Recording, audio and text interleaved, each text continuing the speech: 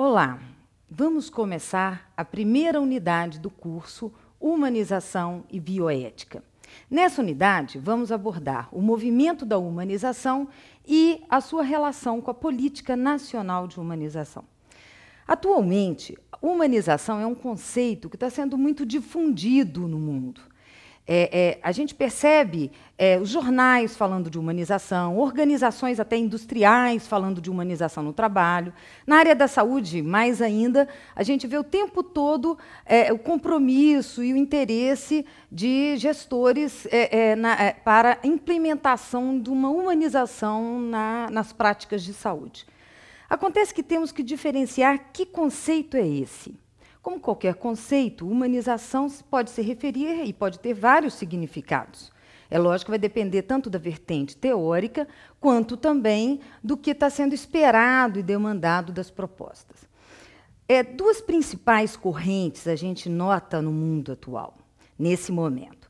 Uma ligada ao todo esse crescimento do capitalismo, ao neoliberalismo, a essa ideologia do neoliberalismo, em que também tem um interesse pela humanização para melhorar, né, o trabalho nas indústrias, no sentido de uma prestação de serviço mais personalizada, com uma atenção diferenciada aos clientes, e assim fazer frente aí ao mercado e ganhar competitividade nas organizações.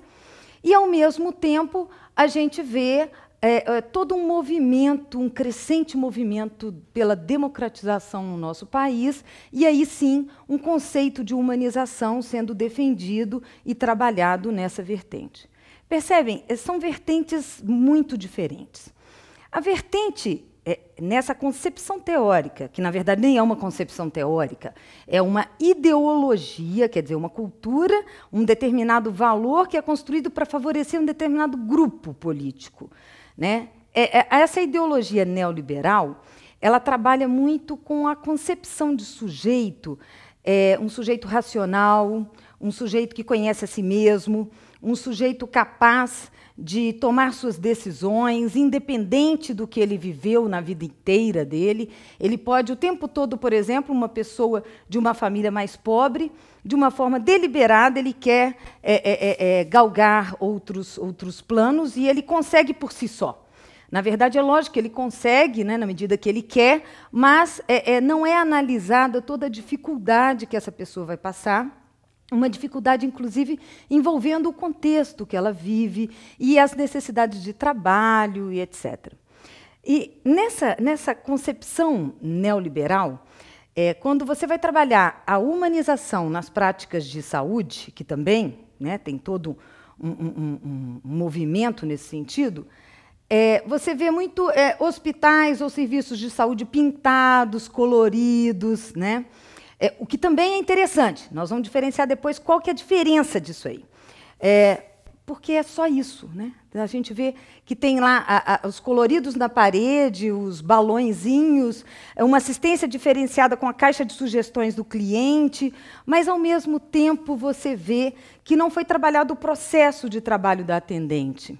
Aquela atendente, na verdade, ela não conhece todo o serviço, ela não participa das decisões, das rotinas do seu trabalho. Ela está vivendo, às vezes, situações de uma exploração no trabalho ou de uma sobrecarga, porque ela, em função até dos salários que recebe, ela tem que trabalhar 2, 3 lugares, e aí o atendimento dela vai ficar diferente. Só que, nessa concepção, isso não é enfocado, né? Ao que a gente chama, e, na verdade, isso também vem de uma corrente teórica, de uma forma de entender as organizações do ponto de vista taylorista, que fragmenta a gestão, né, que separa aqueles que planejam daqueles que executam, né? Então, tem essa concepção da gestão separada da atenção. O que isso quer dizer? Se eu quero mudar essa atendente, basta que eu capacite ela. Vou levar essa atendente, que eu quero que ela atenda com cordialidade, ética, educação, para um treinamento, capacito, volto com ela para aquele posto e ela vai ter que atender dessa forma, nesse ambiente colorido, com caixa de sugestões. Nessa outra, estou até diferenciando, nessa outra matriz teórica da humanização, em prol da democratização, na luta pelos direitos, pela cidadania, A concepção é outra. Para começar, nós somos sujeitos sócio-historicamente constituídos, quer dizer, nós somos responsáveis pelas nossas decisões, mas é lógico que o contexto que eu vivo pode dificultar ou facilitar que eu chegue aonde eu quero. E é lógico, para isso, a gente tem que ter uma luta pela coletividade, pela inclusão social, pela oportunidade para todos, né? E o compromisso de cada cidadão com sua vida, com seu desenvolvimento e com a vida e o desenvolvimento de uma sociedade. Nós estamos falando, então, de um momento, de uma concepção inteiramente diversa, de um sujeito que não sabe tudo sobre si mesmo, de um sujeito que ele é habitado pelo inconsciente, ele precisa do outro, ele precisa dos laços sociais, ele precisa do outro, inclusive, para se conhecer, para se reconhecer, para ser feliz nessa vida. Então, nessa concepção teórica da humanização própria dos serviços públicos, que está relacionada à política nacional de humanização, essa mesma tendente, que a gente se referiu agora há pouco, se eu quero mudar esse tipo de trabalho dela, não basta que eu a capacite ou que eu mude a ambiência simplesmente, esse ambiente, né, de uma maneira mais dura. Eu devo, então, discutir com ela o processo de trabalho dela, quais são as dificuldades, o que está acontecendo e que dificulta esse lidar com o outro, com a diversidade de culturas, com valores diferentes, inclusive no trabalho em equipe. Como é que está o trabalho em equipe? Como é que o médico trata essa recepcionista? Né? Como é que os profissionais conseguem trabalhar juntos, né? Que é fundamental para a integralidade da assistência, para uma assistência realmente qualitativa e resolutiva?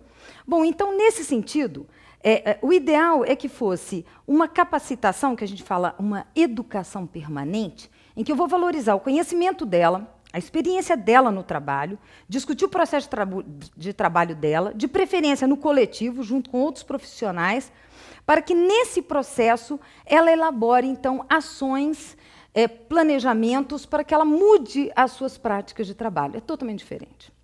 E aí, sim, aí a gente vai articular isso com a teoria, e ela já vai, então, de uma forma mais autônoma, mais engajada, querer, então, mudar a sua prática de trabalho e, automaticamente, vai reverter para uma satisfação no trabalho dessa pessoa, né, dessa profissional. Então, é uma forma muito diferente. Nessa concepção, a gente não trabalha da forma anterior que eu me referi, lá da ideologia neoliberal, separando, então, a gestão da atenção. Há uma inseparabilidade, que é um dos princípios da política nacional de humanização, entre o modelo de atenção e o modelo de gestão. Quer dizer o quê? Se eu quero mudar o modelo de atenção, né, para ser mais resolutivo, qualitativo, com integralidade, etc., eu tenho que mudar o modelo de gestão. E daí a gente fala, e uma das diretrizes é a cogestão, que tem a ver, então, com a gestão participativa, a gestão ampliada, que é imprescindível nos serviços públicos de saúde, principalmente. Então, sendo assim, a gente percebe que a política nacional de humanização ela tem uma forma diferente. E é sobre isso que nós vamos falar na unidade 2.